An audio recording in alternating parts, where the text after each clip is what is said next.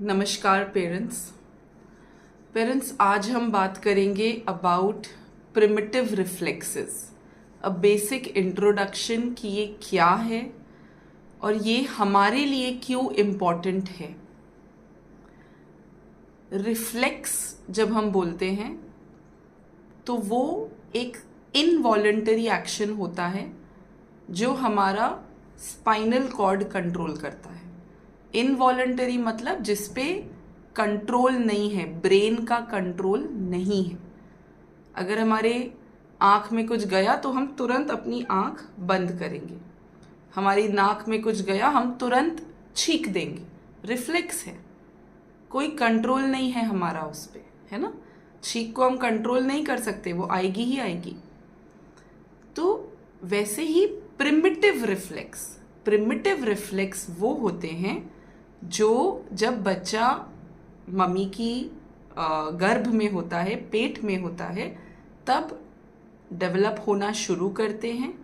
जब बच्चा पैदा हो जाता है तो वो रिफ्लेक्सेस बच्चे में होते हैं और बच्चे को इस दुनिया में सरवाइव करने में मदद करते हैं। एक न्यू बॉर्न बेबी का जो ब्रेन होता है वो बहुत ज़्यादा डेवलप्ड नहीं होता। पर्टिकुलरली जो कॉर्टेक्स होता है, जो हमारा प्लानिंग करता है, एग्जीक्यूशन करता है, प्रोटेक्टिव डिटर्मिन करता है, वो इतना डेवलप्ड नहीं होता।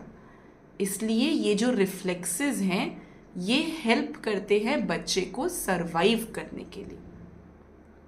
ये रिफ्लेक्सेस ज़्यादातर 6 महीने से 1 साल के अंदर डिसअपियर हो जाने चाहिए, ये ज़रूरी है। अगर डिसअपियर नहीं हो रहे तो प्रॉब्लम है। कैसा है रिफ्लेक्सेस का कि जब बच्चा माँ के गर्भ में है तो रिफ्लेक्सेस डेवलप होते हैं, एक पीक करते हैं, अपना फंक्शन फुलफिल करते हैं और जन्म के 6 महीने से साल भर के अंदर ये डिसअपियर हो जाते हैं, या जिसको आप बोलो इंटीग्रेट हो जाते हैं। फिर ये नहीं रहते। क्यों नहीं रहते? क्योंकि तब तक हमारा ब्रेन डेवलप हो जाता है, हमारे जो साइनेप्टिक कनेक्शंस हैं, न्यूरल कनेक्शंस हैं, वो डेवलप हो जाते हैं। तो ब्रेन का बॉडी पे कंट्रोल बहुत अच्छा हो जाता है। तो फिर उन रिफ्लेक्सेस की बच्चे को ज़रूरत नहीं है सरवाइव करने के लिए। अब जैसे फॉर एग्जाम्पल हमारा रूटिंग रिफ्लेक्स होता है, बच्चा जब पैदा होता है तो उसको एक रूटिंग रिफ्लेक्स होता है। मतलब आप यहाँ बच्चे के मुंह के कोने में करेंगे तो बच्चा ऐसे करेगा। सकिंग रिफ्लेक्स होता है, आप यहाँ उंगली रखेंगे तो बच्चा उसको तुरंत सक करने की कोशिश करेगा। ये ज़रूरी है, ये बच्चा जन्म पे सीखता है, मतलब उसको पता होता है। ये क्यों ज़रूरी है? ताकि बच्चा दूध पिएगा तभी सरवाइव करेगा, है ना। This is a protective reflex, primitive reflex. ये बच्चे का जब जन्म होता है तब ये होता है और 6 महीने तक की उम्र पे ये चला जाता है। फिर आप ऐसे करेंगे तो बच्चा आपको इस तरह से नहीं ढूंढेगा, ओरली नहीं ढूंढेगा, है ना। हमारे टोनिक रिफ्लेक्सेस होते हैं। अगर बच्चे को कोई यहाँ से, बच्चा लेटा हुआ है, कोई ऐसे यहाँ से हाथ लगा दे इस कोने से, तुरंत बच्चे का जो आर्म है वो एक्सटेंड हो जाता है, जिस साइड पे बुलाया या जिस साइड पे हाथ लगाया उस साइड, और जो ये वाला हाथ है, दूसरा हाथ है, वो फ्लेक्शन में चला जाता है। क्यों चला जाता है? इसका क्या ज़रूरत है? ताकि बच्चा टर्न ना हो जाए, पलटी ना हो जाए। क्योंकि बच्चा पलट जाएगा, समझ लो एक नया बच्चा अभी पैदा हुआ है, कुछ दिन या कुछ हफ्ते हुए, पलट गया, उसके पास नेक कंट्रोल तो है नहीं, वो पलटेगा और जहाँ भी वो बिस्तर पे या गद्दे पे जहाँ भी माँ ने लेटाया है उसका नाक उससे दबेगा, है ना, वो सर नहीं उठा पाएगा, तो उसको प्रॉब्लम होगी ना। इसलिए भगवान ने पहले ही वो हाथ एक्सटेंड कर दिया कि तुम पलट ही नहीं पाओगे। तो ये सारे प्रोटेक्टिव रिफ्लेक्सेस हैं। मोरोज सबसे ज़रूरी, कुछ भी चेंज हुआ, कोई ज़ोर की आवाज़ हुई, बच्चा का पोजीशन चेंज हुआ, बच्चे को हमने सडनली ऐसे करके एकदम से उसका पोजीशन चेंज कर दिया, जोर से आवाज करी, दरवाजा बंद कर दिया, बच्चा स्टार्टल, हाथ एक्सटेंडेड, पैर एक्सटेंडेड, आंखें खुली और बच्चा जोर से रोएगा, मतलब बच्चा डर गया, रोया, माँ ने सुना, माँ को समझा रही कुछ तो प्रॉब्लम है, भागी माँ। बच्चे के सर्वाइवल के लिए माँ ज़रूरी है ना, ये एक इंडिकेशन है, ये स्टार्टल माँ अपने रिलेटिव्स या अपने पेरेंट्स को बताने के लिए कि आओ मुझे तकलीफ है, तो वो स्टार्टल आ जाता है ना। सो ये जो रिफ्लेक्सेस हैं बेसिकली ये भगवान का देन है कि बच्चा अपने पहले 6 महीने से साल भर, जब तक उसका ब्रेन डेवलप हो रहा है, ब्रेन का बॉडी पे कंट्रोल डेवलप हो रहा है, उस समय के लिए बच्चे को ये जो रिफ्लेक्सेस है ये प्रोटेक्ट करेंगे, ये बच्चे को जीने में, सरवाइव करने में इस दुनिया में मदद करेंगे। This is the crux, this is why primitive reflexes भगवान देता है। ठीक है, अब ये रिफ्लेक्सेस जैसे मैंने कहा 6 महीने से साल भर के बीच में इंटीग्रेट हो जाते हैं। इंटीग्रेट मतलब वो हमारा ब्रेन डेवलप हो जाता है और ये रिफ्लेक्सेस डिसअपियर हो जाते हैं। फिर आप बच्चे को सडनली पोजीशन चेंज करो तो वो स्टार्टल नहीं करेगा, आप बच्चे को हाथ लगाओ तो वो अपना हाथ एक्सटेंड नहीं करेगा, वो ऐसे ही देख के पलट जाएगा, तब तक उसका नेक कंट्रोल आ जाएगा, हेड कंट्रोल आ जाएगा, वो कर लेगा, राइट। तो ये रिफ्लेक्सेस की फिर हमारे शरीर को ज़रूरत नहीं है। पर जिन बच्चों में ये रिफ्लेक्सेस इंटीग्रेट नहीं होते उनमें प्रॉब्लम्स, डेवलपमेंटल प्रॉब्लम्स दिखते हैं, इसलिए ये ज़रूरी है। अब अगर आपका जैसे जो मेन हमारा जो रिफ्लेक्स है मोरोज, जो रिफ्लेक्स मैक्सिमम सेंसरी इश्यूज के साथ रिलेटेड है, अगर बच्चे का मोरोज 6 महीने में इंटीग्रेट नहीं हुआ तो उसको आगे जाके प्रॉब्लम्स होंगी।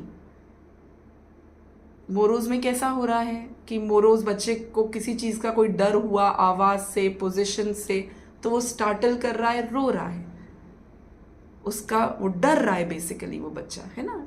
जब हम डरते हैं हमारा सिंपैथेटिक नर्वस सिस्टम स्टिमुलेट हो जाता है। सिंपैथेटिक नर्वस सिस्टम, जब हम डरते हैं हम क्या करते हैं, 2 ही चीज़ें करते हैं, या फाइट या फ्लाइट। फाइट मतलब या तो वापस लड़ो, जिस चीज़ से डर लग रहा है उससे लड़ो, या तो भागो, यही 2 चीज़ें हम करते हैं, है ना। तो अब बच्चा जिसका मोरोज इंटीग्रेट नहीं हुआ है वो किसी भी स्टिमुलस से उसका सिंपैथेटिक अराउज हो जाएगा, तो या तो वो लड़ेगा या तो वो भागेगा। तो क्या सिम्टम्स दिखेंगे, एग्रेशन दिखेगा, एंग्जाइटी दिखेगी, गुस्सा दिखेगा। अगर भागने का वो है तो बच्चा स्थिर नहीं रहेगा, बहुत हाइपर एक्टिव रहेगा, इधर से उधर, उधर से इधर रहेगा। डर है चीज़ों का, बच्चा ए सोशल रहेगा, नहीं मिलना चाहेगा, उसको तकलीफ होगी लोगों से, अलूफ रहना चाहेगा, है ना। बच्चे के ऑडिटरी सिस्टम्स बहुत सेंसिटिव रहेंगे, बच्चे के वेस्टिबुलर सिस्टम्स बहुत सेंसिटिव रहेंगे। बच्चा भागता रहेगा, रॉक करता रहेगा, रोल करता रहेगा, चढ़ेगा उतरेगा, स्थिर नहीं रहेगा, छोटी छोटी आवाज़ों पे कान बंद करने की कोशिश करेगा। सडनली आप देखोगे कभी बच्चा एकदम से अपना, कुछ होते हैं बच्चे जो हमारे ऑटिज्म वाले, सडनली अपना शरीर टाइट कर लेते हैं, है ना, फिर ठीक हो जाते हैं, फिर करेंगे थोड़े थोड़े इंटरवल्स में। तो ये सब क्योंकि वो रिफ्लेक्स इंटीग्रेट नहीं हुआ इसलिए ये सिम्टम्स आ रहे हैं। तो ये जस्ट एक एग्जांपल मैं आपको दे रही थी कि क्यों ज़रूरी है कि मोरोज या ये 6-7 जो रिफ्लेक्सेस है ये इंटीग्रेट हो, right parents. So this is, ये है प्रिमिटिव रिफ्लेक्स इंटीग्रेशन। और इसका एक बहुत बड़ा एडवांटेज ये है कि अगर एक नई माँ जिसने अभी अभी जन्म दिया है उसे इन रिफ्लेक्सेस के बारे में पता हो ना, तो वो बहुत जल्दी साल भर के अंदर वो पकड़ लेगी कि कुछ प्रॉब्लम है। जैसे मोरोज ही है जो स्टार्टल रिफ्लेक्स है, वो 6 महीने में इंटीग्रेट होना चाहिए। अगर आपके बच्चे का 7, 8, 9 महीने में भी स्टार्टल आ रहा है तो आपको एक वार्निंग है वो कि कुछ प्रॉब्लम है, क्यों नहीं इंटीग्रेट हुआ। फिर आप एक्सरसाइजेस करिए कि इंटीग्रेट हम, ठीक है नेचुरली नहीं हो रहा, मतलब ब्रेन वैसा डेवलप नहीं हो रहा, तो हम इंटीग्रेट करवाते हैं, फिर चलो करते हैं एक्सरसाइजेस बच्चे के साथ जिससे वो इंटीग्रेट हो जाए। तो रिफ्लेक्सेस, अगर ये प्रिमिटिव रिफ्लेक्सेस की जानकारी अगर आपको है तो आप बहुत छोटेपन में कुछ महीनों के बच्चे की भी प्रॉब्लम्स आप पकड़ लेंगे और उस पर काम करना शुरू कर देंगे। ये this is one of the main importance of primitive reflexes.